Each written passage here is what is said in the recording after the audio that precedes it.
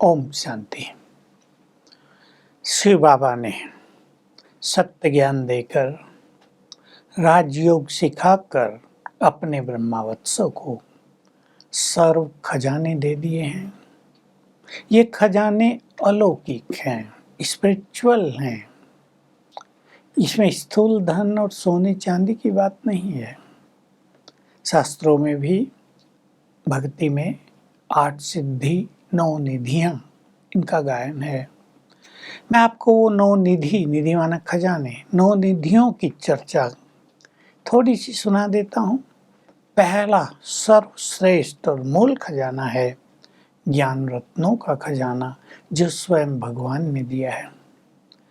ज्ञान तो शास्त्रों में भी है, पर उसको कोई ज्ञान रत्न नहीं कहते। उसको ज्ञान खजाना भी कोई लोग महसूस नहीं करते हैं।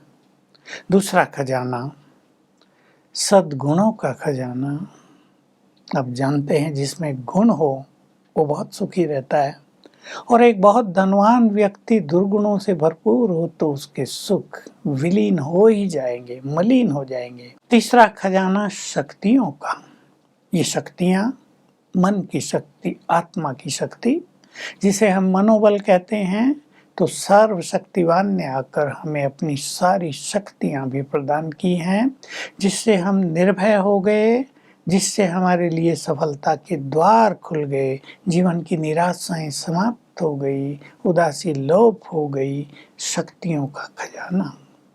चौथा खजाना है समय, अनमोल समय, संगम युग का, अमृत वेले का। जब भगवान मिलता है, सब तो सोते हैं, उनके लिए तो समय खजाना है ही नहीं। ब्रह्मावत सवेरे जगते हैं तो समय बहुत बड़ा खजाना है, अनमोल चीज है मनुष्य का समय। लेकिन ब्राह्मणों का समय तो उसकी तो कीमत आंकी ही नहीं जा सकती। पांचवा खजाना खुशियों का खजाना। छठा दुआओं का। सातवां श्रेष्ठ संकल्पों का खजाना। आठवां खजाना है पवित्रता का बहुत बड़ा खजाना। और 9वां खजाना है पुण्य कर्मों का, जिसमें भगवान ने कह दिया, भाग्य की रेखा खींचने की कलम ही मैंने तुम्हारे हाथ में दे दी है। जैसे पुण्य कर्म करो, कलम है पुण्य कर्म, वैसा ही श्रेष्ठ भाग्य बनता जाएगा। पुण्य तो दुनिया में भी कई लोग करते हैं, उनका उतने का उतना मिलता है। लेकिन संगम युग पर जब भगवान हमारे सम्मुख हो, एक पुण्य का 100 गुना, 1000 गुना, लाखों गुना भाग्य बनता है। लेकिन हमारे पुण्य निष्काम भाव से हो, निस्वार्थ भाव से हो। तो बाबा ने ये सब चीजें देकर हमें भरपूर किया है। सर्व खजानों से हमें संपन्न बनाया है। 2 शब्द बाबा बोला करते हैं, संपूर्ण बनो और संपन्न बनो। संपन्न बनो अर्थात सर्व खजानों में भरपूर हो जाओ। आप समझते होंगे दुआओं का खजाना कितना बड़ा है, खुशियों का खजाना कितना बड़ा है। जिस मनुष्य के पास खुशी बहुत है, संतोष बहुत है, वो सचमुच धनवान है। ये संतोष, दुआएं, ये सब मिली जुली चीजें, गुणों से जुड़ी हुई चीजें हैं हमारी सब। दुआएं बाबा ने हमें दी, भगवान की दुआएं हमें मिली। हम पुण्य कर्म करके, दूसरों की मदद करके, दूसरों की दुआओं के पात्र बन जाते हैं। सब लोग हमें दुआएं देने लगते हैं। श्रेष्ठ संकल्प हमारा बहुत बड़ा खजाना है। जिसके विचार ज़्यादा सुंदर, उसकी पर्सनालिटी उतनी ही आकर्षक, व्यक्तित्व उतना ही खींचेगा, दूसरों को आकर्षित करेगा। तो बाबा ने हमें ये खजाने दिए। और भी कई खजाने हैं ऐसे तो। स्वमान भी खजाना है, राजयोग स्वयं में बहुत बड़ा खजाना है। तो हम सभी इन खजानों से भरपूर होकर इनका दान भी करते रहें। समय हमारा खजाना है। हम इस समय का उपयोग दूसरों की सेवा करने में करें, यानी समय को सफल करें। समय का दान का अर्थ है समय को दूसरों की सेवाओं में सफल करना। तो जितना हम समय को सफल करेंगे, हमारा समय हमें बहुत कुछ प्रदान करता जाएगा। हमारा समय और कीमती होता जाएगा और हमारा एक एक क्षण हमें बहुत बड़ा भाग्य देने वाला बन जाएगा। वरदान भी हमारे खजाने हैं, सुख शांति भी हमारा खजाना है। ऐसे तो खजानों की लिस्ट बहुत लंबी हो जाती है।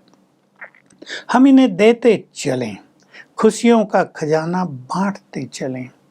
जो भी हमारे पास आए खुशी लेकर जाए तो हमारी खुशी बढ़ती जाएगी। हम दुआओं का खजाना भी देते चलें, दूसरों को सद्भावनाएं दें, अच्छे बोल बोलें, तुम्हारा कल्याण हो, तुम सुखी हो जाओ, जल्दी निरोग हो जाओगे, तो हमें सबकी दुआएं मिलती जाएंगी, हम भी दुआएं देते जाएंगे। हमारा व्यक्तित्व बहुत आकर्षक बनता जाएगा।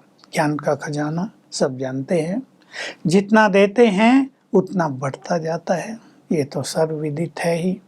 ज्ञान ही एक ऐसा धन है जो दिए कुटता नहीं, जितना देंगे उतना बढ़ेगा। जितना देंगे नए नए ज्ञान के गुह्य रहस्य हमारी समझ में आते जाएंगे। तो ज्ञान सब देते ही हैं और अच्छी तरह ज्ञान देते चले, लेकिन पात्र देखकर। अपने घरों में भी बहुत ज्ञान नहीं सुनाएंगे, ऐसे नहीं सारे दिन ज्ञान ही सुनाते रहे तो उस ज्ञान की वैल्यू कम हो जाती है।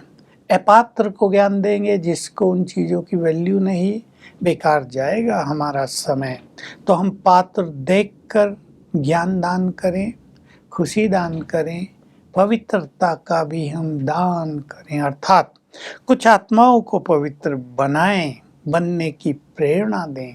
क्योंकि ये संसार काम अग्नि में जलता जा रहा है, बहुत अशांति है चारों ओर। काम अग्नि ने मन को, ब्रेन को, बुद्धि को बहुत कमजोर और दूषित कर दिया है। हम प्योरिटी सिखाएं, प्योरिटी का दान दें सबको, तो हमारी प्योरिटी बढ़ती जाएगी। बाबा ने ये भी कहा कि जैसे भक्ति में किसी चीज़ की कमी होती है उसका दान कराया जाता है, भाई अन्न की कमी पड़ती है कि एक मुट्ठी भी दान किया करो। ऐसे ही हमारे अंदर जिन चीज़ों की कमी हो, मान लो आपको प्योरिटी की कमी लगती है तो दूसरों को प्योरिटी पर समझाना प्रारंभ करें, दूसरों को प्योर वाइब्रेशंस देना शुरू करें, उन्हें पवित्र बनने की प्रेरणा देने लगे तो स्वयं की प्योरिटी बहुत बढ़ती जाएगी। कोई गुण आप में कम है, आप सहनशील कम हैं, दूसरों को सहनशील होने की प्रेरणा देते रहें। सहन करना है, सहज भाव से करना है, तो आपकी सहनशीलता बढ़ती जाएगी। ऐसे मान लो आपको क्रोध आता है, शांति कम रहती है, आप दूसरों को क्रोध को जीतने की विधि बताते रहें तो आपका भी चित्त शांत होगा। आपको रियलाइजेशन होगी कि मेरा क्रोध तो खराब है, दूसरों को कितना बुरा लगता होगा। इस तरह सर्व खजानों से भरपूर होकर सर्व खजानों का दान करते रहें तो खजानों में और वृद्धि होती जाएगी। और जितने खजाने हमारे भरपूर होते हैं उतने ही पावरफुल वाइब्रेशंस हमसे चारों ओर भी फैलते रहते, ऑटोमेटिक गति है ये। और हमारे उस वाइब्रेशंस में आने पर, जिसको कहते हैं हमारे प्रभामंडल में आने वाला हर व्यक्ति सुखी हो जाएगा। जिस पर हमारी दृष्टि पड़ेगी उसे बहुत अच्छी अनुभूति होंगी, कोई अशरीरी होगा, किसी को सेल्फ रियलाइजेशन होगी। तो हम सभी खजानों से भरपूर बने और खजानों का दान करते चलें। ओम शांति।